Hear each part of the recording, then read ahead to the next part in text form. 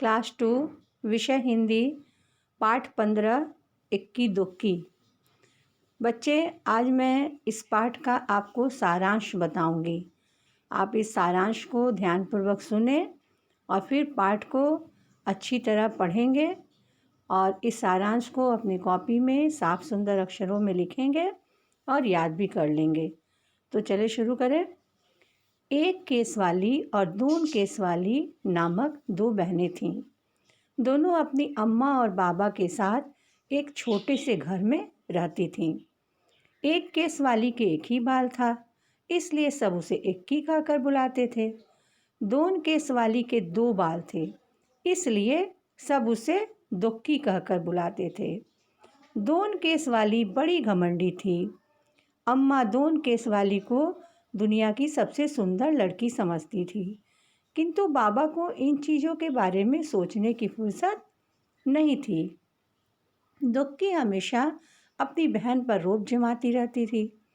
एक दिन इक्की घने जंगल में गई। चलते चलते वह घने जंगल के बीच जा पहुंची। चारों तरफ सन्नाटा था। अचानक उसने एक आवाज़ सुनी, पानी, मुझे प्यास लगी है, कोई पानी पिला दो। इक्की ने चारों तरफ घूम कर देखा तो वहाँ कोई नहीं था।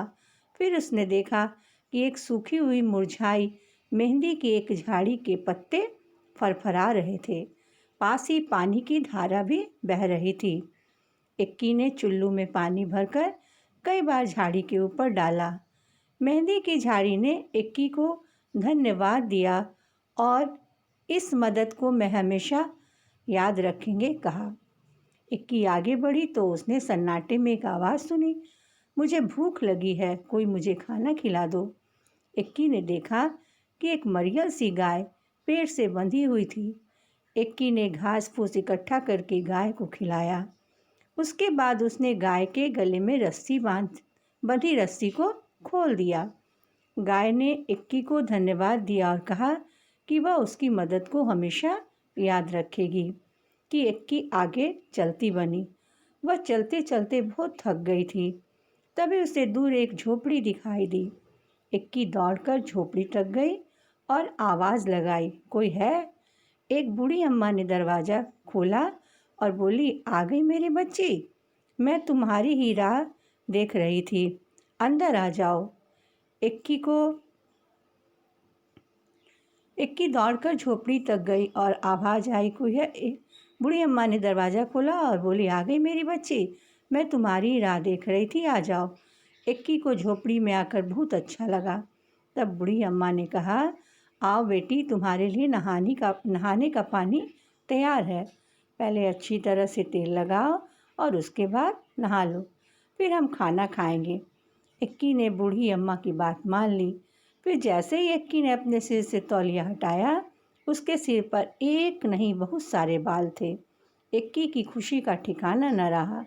उसने बूढ़ी अम्मा को धन्यवाद दिया। बूढ़ी अम्मा ने मुस्कुराते हुए कहा, अब तुम घर जाओ बेटी और हमेशा खुश रहो। इक्की सरपट अपने घर की तरफ चल पड़ी। रास्ते में उसे गाय ने मीठा मीठा दूध दिया और झाड़ी ने हाथों पर रचाने के लिए मेहंदी दी। घर पहुंचकर इक्की ने जब सारी कहानी सुनाई तो दुक्की कहानी सुनते ही सीधे जंगल की तरफ भागी। भागती दुक्की को न तो प्यासी झाड़ी की पुकार सुनाई पड़ी और न ही भूखी गाय की। वह धड़धड़ाती हुई झोपड़ी में घुस गई और बूढ़ी अम्मा को हुक्म दिया, तेरे नहाने के लिए पानी तैयार है? मेरे नहाने के लिए पानी तैयार है? हाँ आओ, मैं तुम्हारी ही राह देख रही थी, पानी तैयार है, नहा लो। बूढ़ी अम्मा ने दुक्की से कहा। झटपट नहाने के बाद जैसे ही दुक्की ने सिर से तौलिया हटाया, उसकी चीख निकल गई।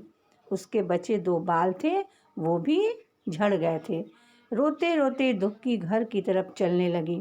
रास्ते में उसे गाय ने सींग मारा और झोपड़ी की झाड़ी ने कांटे चुभो दिए। दुक्की को सबक मिल चुका था।